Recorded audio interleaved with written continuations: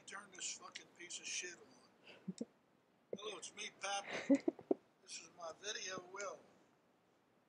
If you're watching, this means the diabetes finally got me. To my wife, I leave our beautiful home and the rest of our savings. To my daughter, Sally, I give the timeshare in Albuquerque. And finally, to my son, Bobby, goes the most important thing to me in the whole world, my collection of dildos. The human penis is a beautiful thing, and I pride myself on collecting lots of wonderful lifelike fake dicks over the years.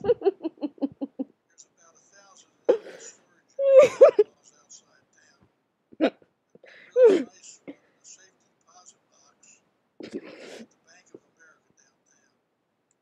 Don't worry, they all fit nicely in a tuck. It's not every day that a man comes to own such a huge collection of fake cocks. And I really hope you enjoy all the dildos as much as I have. I miss and love you all except my son-in-law Ken.